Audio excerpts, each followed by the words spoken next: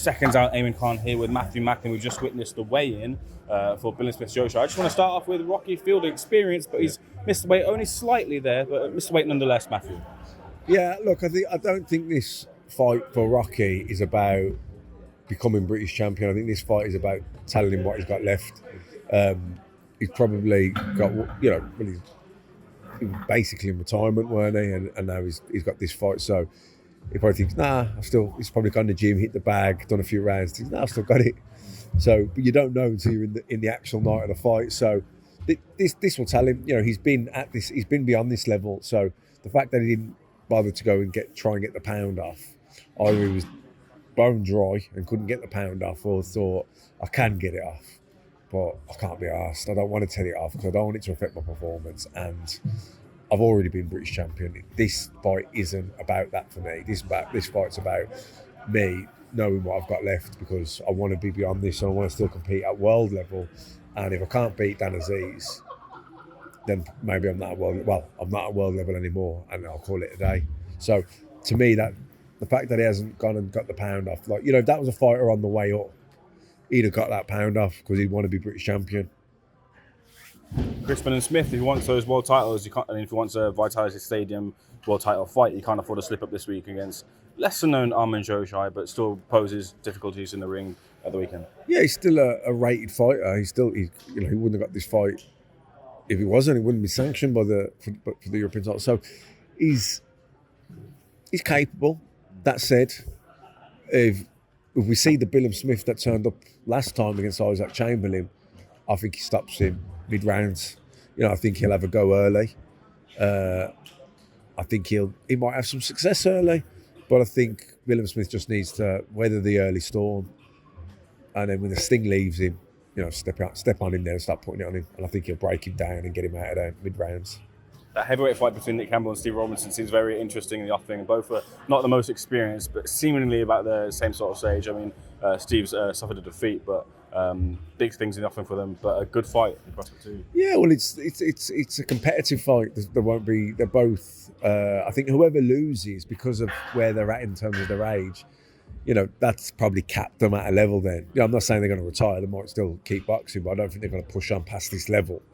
Where the winner, if they're winning good style as well on television in a good fight, it builds their profile, and it might, they'll be back on Sky again, and their career moves on. So yeah, it's whoever wins moves on. Whoever loses, probably they won't move past that level. Matthew, just moving away from this, just want to get your thoughts on Anthony Joshua. A lot of talk about Anthony Joshua. He's over in America at the moment, picking the brains over a number of trainers. What do you think of that approach for someone who may be changing his trainer again in the wake of a loss? Yeah, look, you can't. Trainers really are there to try and get the best out of you. You can't put in what God left out.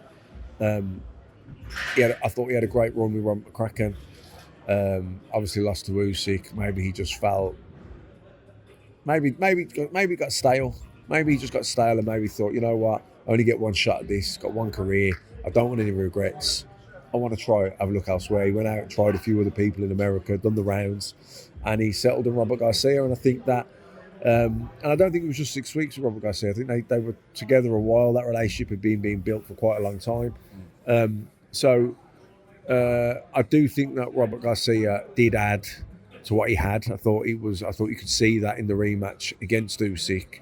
Like I say, maybe just from a freshness point of view, from a mindset point of view, believing in himself, being a bit more aggressive, because I thought it was an improved performance.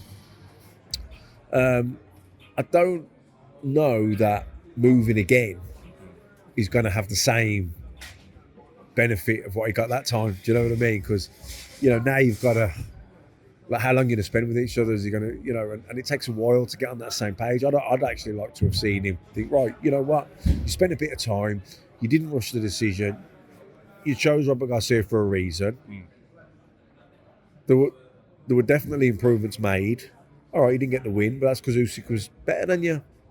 But you performed better than you did the first time. So that was a tick. That was a positive. So I'd like to see. And now they've got 12 rounds together that they can look back on and say, look, we did this fight. We had that training camp in the fight. You know, the advice or how it went, the tactics. I'd like to see him go back to Robert Garcia and build on what they've already established.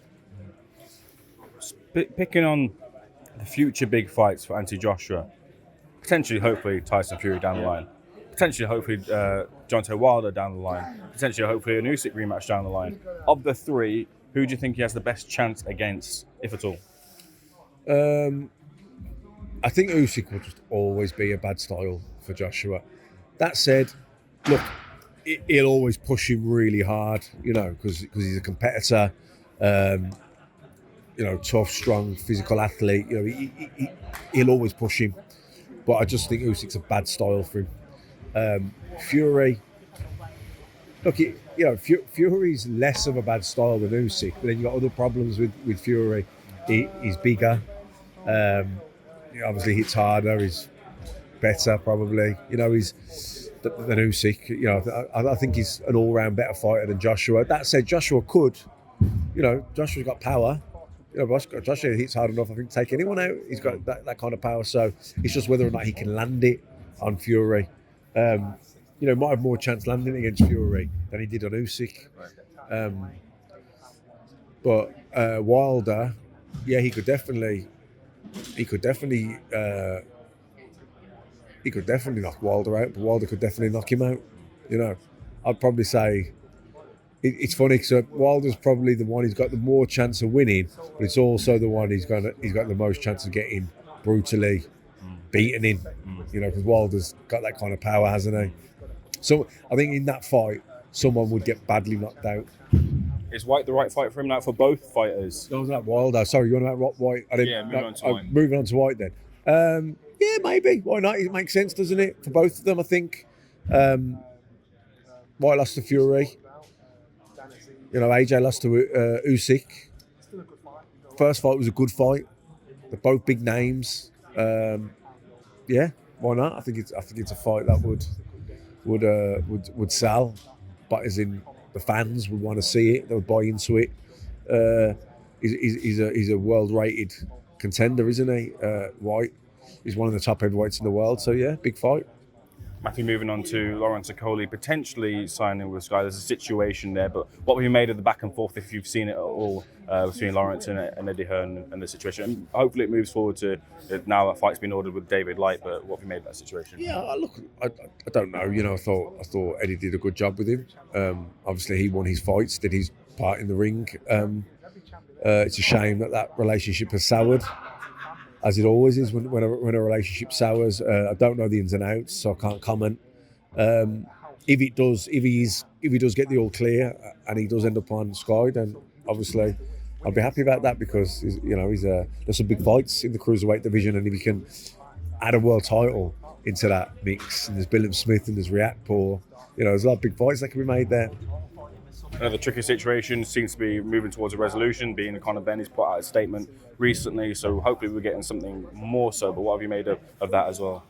Yeah, same thing in the sense that, I don't know all the ins and outs, so I don't want to pretend I do, because I don't.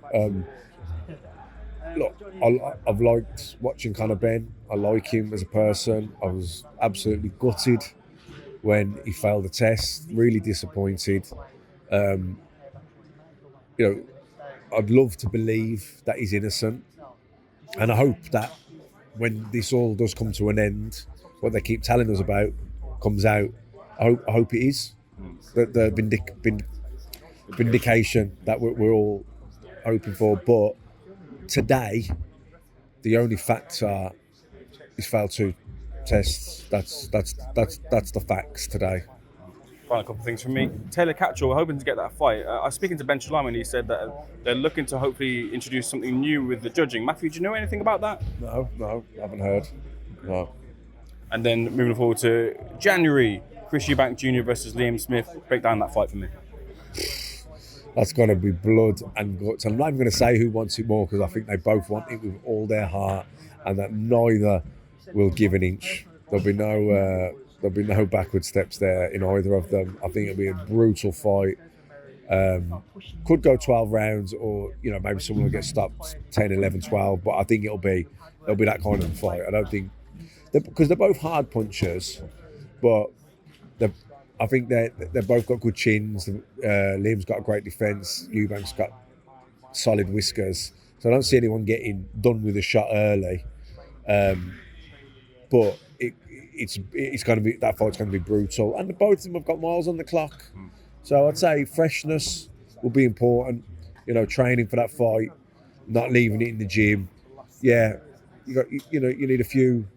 Sparring's important. You want enough sparring. You want a couple of hard spars to kind of be battle hardened, sharp. You got to be sharp, but you don't want to be leaving it in the gym. They can go 12 hard rounds. They've been there. They know how to do it. Both of them many times. They don't need to be leaving their fight in the gym. I wouldn't overspar for that fight. Who's the pressure more on? I think the pressure's probably more on Eubank because of his personality and how he speaks about himself and his image. But don't get me wrong, I know Liam would hate to lose to Eubank because of that image. So I don't think either of them will even be contemplating losing that fight. Matthew, pleasure speaking to you. Thanks for taking SecondsOut. Much appreciate it, sir. Thank you.